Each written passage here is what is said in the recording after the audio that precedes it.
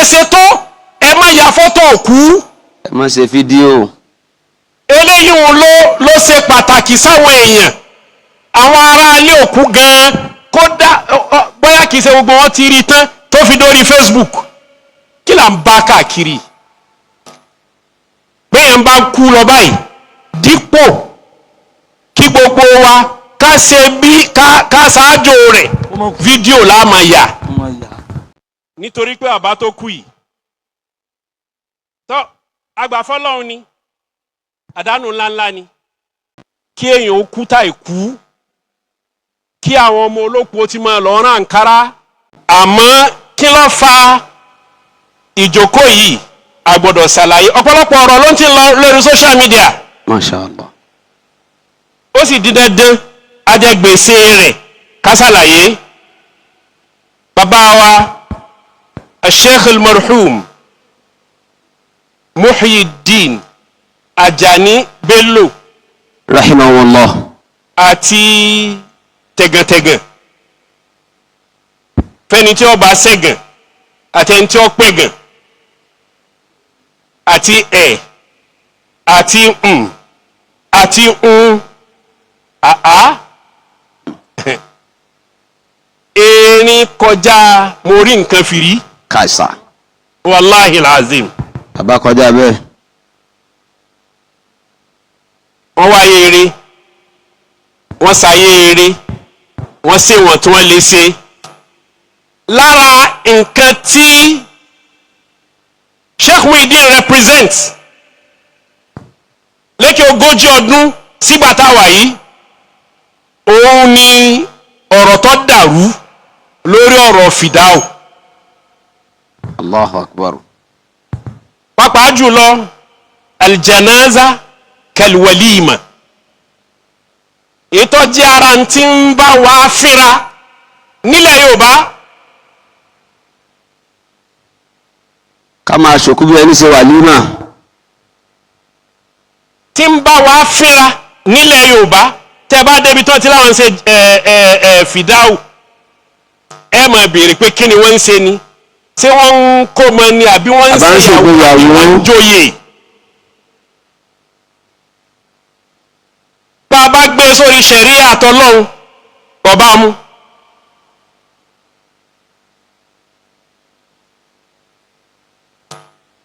mo ní ayọ̀ láti fi tó wa létí wípé àwọn bàbá táwa gbaṣẹ́ lọ́wọ́ wọn ní Ansar Ud Deen wọ́n kọ́ sínú order of service wípé kásàdúrà ọjọ́ kẹta kásàdúrà ọjọ́ keje kásogójì ọjọ́ àwọn wà ní gbogbo tírẹ̀sì àwọn orí wàláhì ń bẹ ní àkọọ́lẹ̀ bẹ́ẹ̀ ó wà lákọọ́lẹ̀ bẹ́ẹ̀ bí ìbá jẹ́ pé àní rí ni kódà mo ní photocopy page yẹn ń bì lórí fóònù mi àdúrà ọjọ́ kẹta kásàdúrà ọjọ́ kẹta kásàdúrà ọjọ́ keje kásàdúrà ogójì ọjọ́ wọ́n làwọn wà nínú gbogbo tírẹ̀sì àwọn orí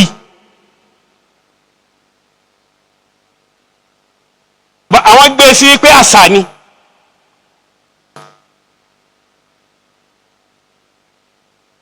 ìgbà tí mo rí ó bà mí lẹ́rù kí ló bà mí lẹ́rù ń bẹ̀ wọ́n láwọn bàbá yìí yọ ọ̀rọ̀ kó lọ́rùn ara wọn wọ́n yọ ọ̀rọ̀ ńlá kó lọ́rùn ara wọn pétọ̀ àwa ti sọ tiwa ó kù sọ́wọ́ yín káti ẹ̀ wá sọ pé ẹni tó wá gbé léjú pé ẹyẹ máa jòkújòkú lókè ogójì ọdún ṣé òun ni ó wà sípò padà táwọn asọ́pá ń ṣe kinní kan kódà bí ó ṣe torí nǹkan míì ó gbọ́dọ̀ dúró lórí wípé a gbọ́dọ̀ bọ̀wọ̀ fún nǹkan lára nǹkan tí bàbá ìgbélé ayé wá sí lára nǹkan tó fi ṣe wá sí jù nílé ayé yìí nígbà tó wà láyé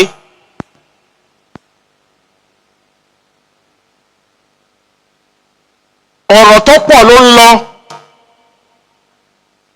àwa fúnra wa náà gbọ́dọ̀ yọ ọ̀rọ̀ kúrò lọ́rùn ara wa wọ́n ti ń ké látẹ̀kan àsokú àmọ́jọra wọn nítorí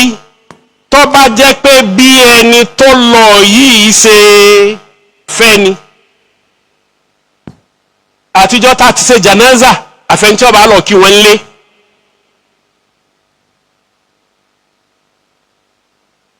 àmọ́ kò rọrùn bẹ́ẹ̀ nítorí wípé gbogbo àná ni wọ́n fi ṣèpàdé pẹ̀lú ẹbí ká tó arrive síbi tá a wà yìí gan kì í ṣe ń tọ́ rọrùn. Allahu akbar. ká tó lè gbé e sí pé ibi tá a gbé e sí ní ibi tá a wà yìí gbogbo ya rọrùn báyìí. ó lágbára. àmọ́ eléyìí tá a bá fi ṣe àṣìṣe ń bẹ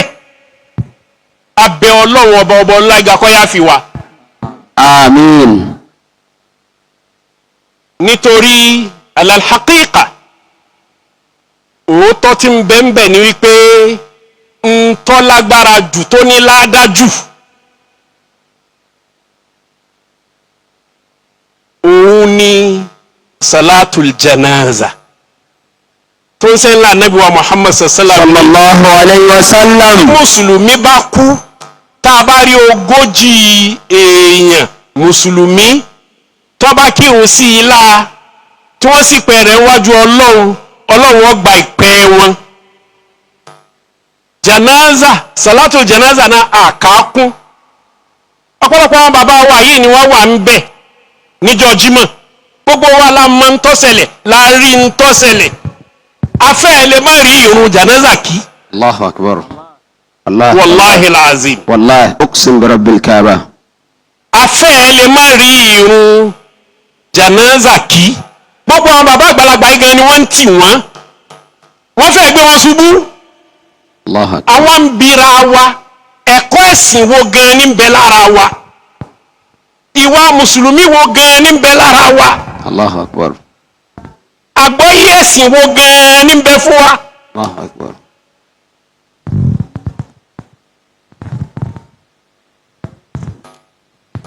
bá a ṣe ṣètò nígbàtí wọ́n tẹ́ òkú kalẹ̀ bá a ṣe ṣètò ẹ má ya fọ́tò òkú. ẹ má ṣe fídíò. eléyìí ló ṣe pàtàkì sáwọn èèyàn àwọn ará ilé òkú gan kódà bóyá kìí ṣe gbogbo wọn ti rí tán tó fi dórí Facebook kí là ń bá káàkiri bẹ́ẹ̀ ń bá kú lọ báyìí dípò kí gbogbo wa ká ṣe bí ká ṣáájú rẹ̀ fídíò la máa yà. ẹ̀yin bàbá wa mọ̀ dọ́wọ́ yín o.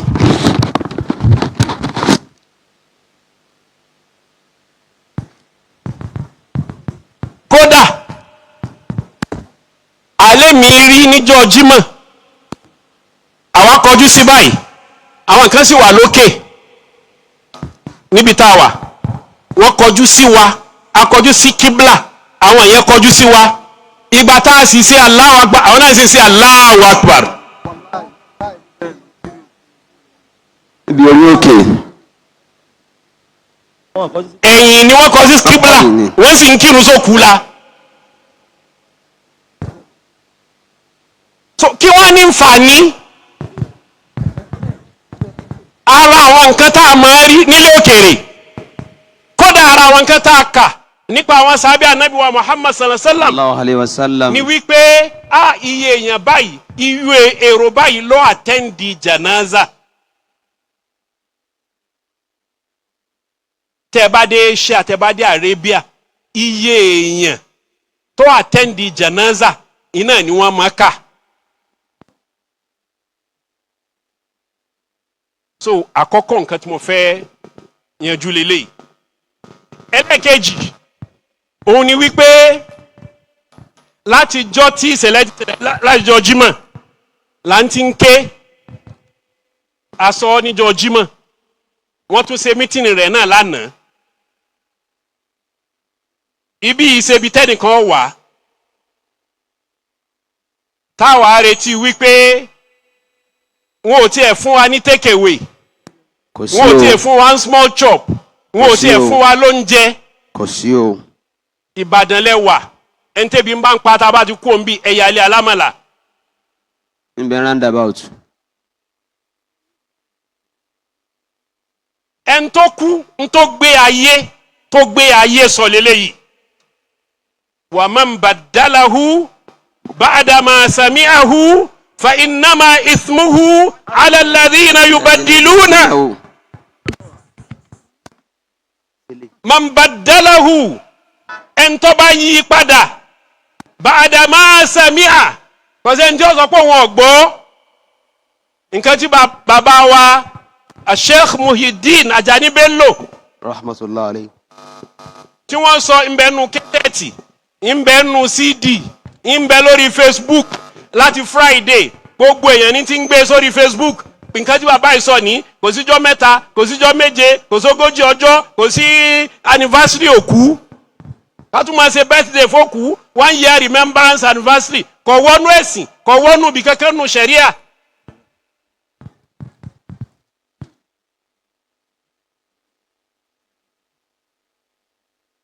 kódà àti rí Ọlọ́run san gbogbo yín lẹ́san olóore àti rí àwọn èèyàn tó sọ yìí pé kódà àwọn ṣe tán àwọn ó provide oúnjẹ fún èèyàn 1000 èèyàn 5000 àní rárá nítorí pé tá a bá gbà bẹ́ẹ̀ àwa náà ti bọ́ sí abẹ́ man baddalahu ba'da ma sami'ahu fa innama ithmuhu 'ala alladhina yubaddiluna.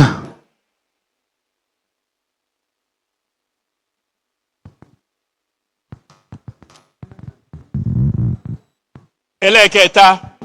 kí ni wá ń jẹ́ pé ikú yẹ̀yàn nítorí eléyìí ṣe pàtàkì fún wa a ní ikú yẹ tẹ́ bá rérò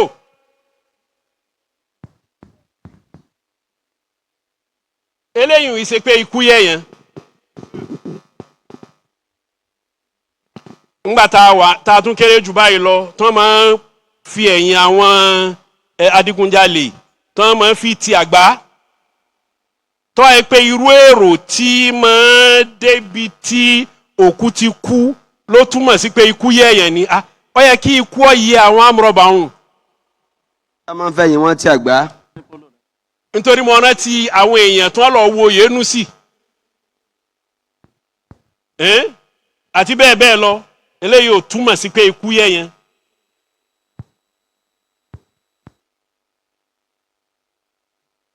kódà bó ṣe 40 èèyàn yàtọ̀ férò lọ́lọ́run ní kéèyàn rí yàtọ̀ fún àwọn tó wá bí janaza tí wọ́n ń yọ fóònù lápò tí wọ́n ń jí ọ̀kadà tí wọ́n ń rẹ́ wàláhì azim níjọ́ jímọ̀. itel ló mú iPhone ló mú lọ. nínú àwọn ìmáàmù tiwa gan wọ́n yọ fóònù lápò wọn. ṣerú àwọn èèyàn tó fẹ́ sí pé èèyàn wájú Ọlọ́run náà lélẹ́yìí. nítorí náà kí kó wọ́ tọ́jú fóònù rẹ̀ dáadáa. má fi sápò mú dání ni o. àwa dúpẹ́. alhamdulillah. àkọ́kọ́ adúpẹ́ lọ́wọ́ Ansar Ud Deen. eléyìí náà àgbẹ̀dọ̀ mọ́ sọ torí wọ́n fi ètò yìí lẹ̀ fún wa fáwọn àfa. wọ́n ní tọ̀ gbogbo bí a bá ti fẹ́ ṣe àgbà kì í sì ṣe bá a ṣe mọ̀ ṣe lélẹ́yìí.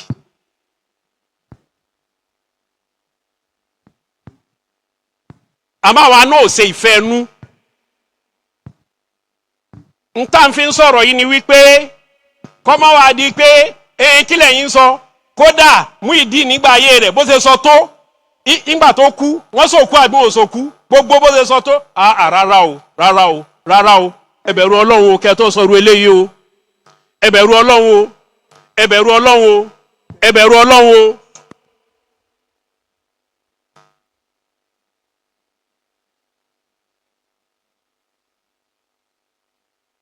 èyí tí mo bẹ̀ gbogbo àwọn bàbá wa àfa iná ni wípé ẹ dákun Ọlọ́run ò ní jẹ́ kó rẹ̀ yín iṣẹ́ má pọ̀ lọ́wọ́ wa púpọ̀ o àwọn bàbá ti gbìyànjú àwọn bàbá wa tí wọ́n wà ní rọ́bítà wọ́n gbìyànjú púpọ̀ ní Ògùn ní kíní wọ́n ṣe òfin níjọ́ tó ń bá ń ṣe janaza nǹkan báyìí wọ́n gbọ́dọ̀ ṣe nǹkan báyìí wọ́n gbọ́dọ̀ ṣe ìjọ kíní nǹkan báyìí ẹ dákun ẹ má dúró ń bẹ nítorí gbogbo ń tà ń sọ fún àwọn èèyàn yìí kò yé wọn ẹ̀sìn gangan ò yé wọn ẹ̀yin ẹ wò bàbá Sheikh Muyideen Ajani Bello wọn lọ báyìí nísìn iná wọn fi pé ikú ní khadimul ladhat àwọn ará ilé wọn láti ìjọ jímọ̀dìsín Ọlọ́run ló mọ nǹkan táwọn náà ti rí wípé àṣà àmọ́ yìí ààyè tó ti sí rẹpẹtẹ ni. Allahu akbar. ẹ wo bàbá ti lọ kò tún padà wá mọ́ o. Allahu akbar. kò sáré nà kù. kò sójú àlá. wàláì kò sáré nà kù bí o bá ní ma sọ kọ́ dání nà kù ó dojú àlá kò sáré nà kù kò sójú àlá kankan bàbá ti lọ. eléyìí tá à ń ṣe yìí gan-an Ọlọ́run ní fi bí tilka ummatun la qad khalat laha ma kasabat wa alayna ma walakum wala tusaluna amma kanu ya'malun. Ọlọ́run ò ní bí bàbá eléyìí tá à ń ṣe yìí kò ní bí wá ní tí bàbá ṣe kó wa ní ọgbẹ́rù rẹ̀ ẹrù wa táwọn wá ń dì náà bó là ń ṣe ń dì í. bàbá mufti mufti tiwa nílọrin tiwa lọ́hùn mufti diyar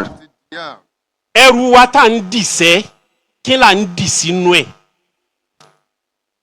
pangolo òkúta ìdọ̀tí iná ẹ̀ ni kó wá ń dì sẹ́rù.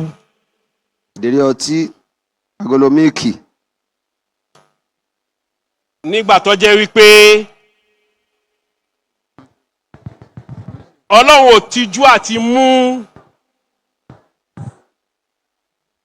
àwọn tí wọ́n ń ṣe tiẹ̀ lọ bó bá jẹ́ pé Ọlọ́run a máa tijú èèyàn ni ó yẹ kó tijú Ànábì wa Muhammad sallallahu alayhi wa sallam. kad mata khairul alamina Muhammadin wa ma ahadu yanju min al-mauti salima wa samu liman aya qad asaba Muhammadan. ìgbà tí Ọlọ́run ò tijú kó mú Ànábì kú ní ìgbà tí bàbá wa Maulana Sheikh Adam Abdullah rahimahullah ta'ala wasa. nígbà tí wọ́n ṣaláìsí mo wà ní Markaz mo wà lára àwọn tí wọ́n dúró tí wọ́n ń retí àwa lọ wo ibi tí wọ́n gbẹ́ sàárè sí mo wá wo sàárè náà báyìí ẹ̀mí mi wọ́n sọ fún mi pé ṣe ìwọ ọ̀lẹ́ ọmọ lójú tì o wọ́n sì gbé bàbá yìí síbẹ̀ ó sì gbà á mo wá rántí pé kódà náà mọ̀ọ́mọ́ wọ́n gbé síbẹ̀ ó gbà fa wàláì wọ́n gbé ànábì síbẹ̀ ilẹ̀ sì gbà á. wa ma ahadu yanju min al-mauti salima. kò sí ẹni tí ó là lọ́wọ́ kú. wa samu liman aya qad asaba Muhammadan. wa samu liman aya qad asaba Muhammadan. Sheikh Muyideen ṣe oníkí 7 àbí oní ní 80 lánàá 7 wọ́n ní lecture kan òní náà wọ́n ní láǹgbàsà kọ́ àbí lẹ́kì wọ́n ní lecture lénìí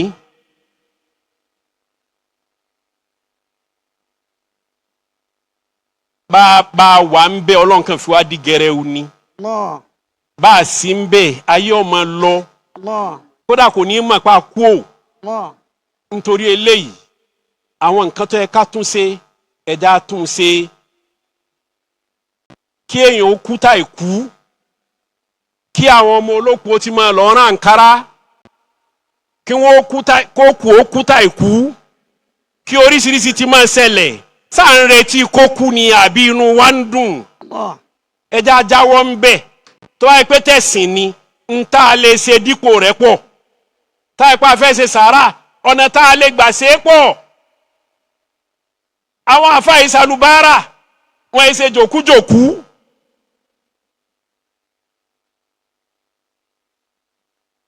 ẹ̀pọ́n àfáà lé ẹ ṣe dáadáa sáfáà ahsin kama ahsanallahu ilayk ẹ ṣe dáadáa sí wọn bọ́lọ̀ ń ṣe dáadáa sí yín kì í ṣe pé kókò kú kẹ́ ní ẹ̀dàkùn àfáà afẹ́kẹ́ kẹbà kí alukurani méje kí ló dé fẹ́ páyẹ́rẹ́ ni alukurani méje ṣe jẹ́ fún kíni fún tani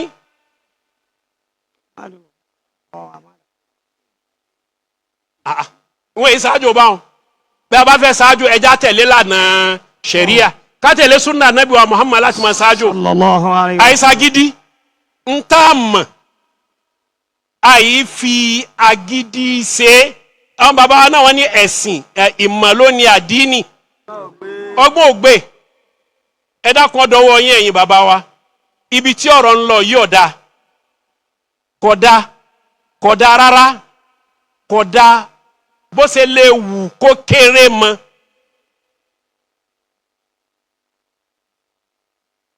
ní ilẹ̀ yìí Màlíkì ni wá bẹ́ẹ̀ bá tẹ̀ fẹ́ gbé síbẹ̀ iná ló fún wa ní iyì àti ọlá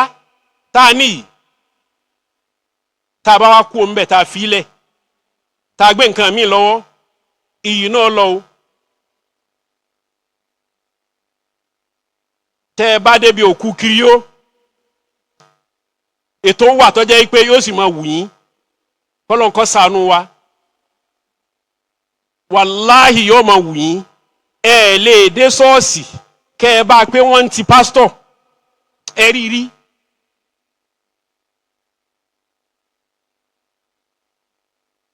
kódà olórí orílẹ̀-èdè gbogbo kómi bó ṣe ga tó yóò kúnlẹ̀ síwájú pásítọ̀ ní ṣe bẹ́ẹ̀ rí abẹ́ẹ̀ rí ẹ̀rí Jonathan èmi ò mọ orúkọ ẹni tó lọ kúnlẹ̀ síwájú rẹ̀ o bọ̀tẹ́ ẹ̀rí abẹ́ẹ̀ rí kódà àbọ̀ Ọbásanjọ́ ó kúnlẹ̀ síwájú pásítọ̀ àbí ó kúnlẹ̀ síwájú rẹ̀.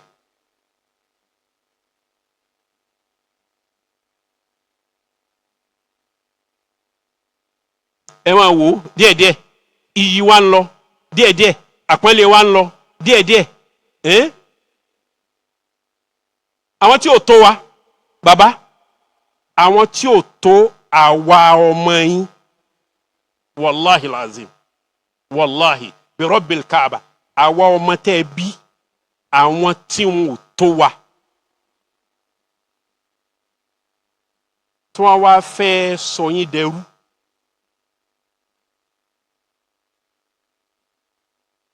ẹ jẹ́ ká wò èmi ò rí ibi kan ní gbogbo Nàìjíríà yìí kódà nílẹ̀ Yíbò tó jẹ́ pé Christianity débẹ̀ ó ṣe díẹ̀ kí Islam tẹ̀ tó mọ débẹ̀ nísìn kò sí pásítọ̀ kankan tí ń lọ kúnlẹ̀ wájú ọba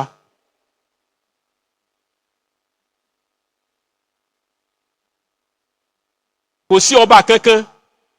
tí ń kọ̀ǹtúrò mọ́sálásí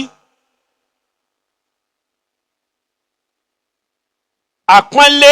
lẹ́yìn bàbá sọ fún wa pé ó fi bẹ̀rẹ̀ ẹni àpọ́nlé làfà iná ló fà á ńlẹ̀ Yorùbá bẹ́yìn bàbá sọ fún wa oyè mùsùlùmí ọ̀tọ̀ oyè ìlú ọ̀tọ̀ mùsùlùmí ń jẹ sẹ́ríkì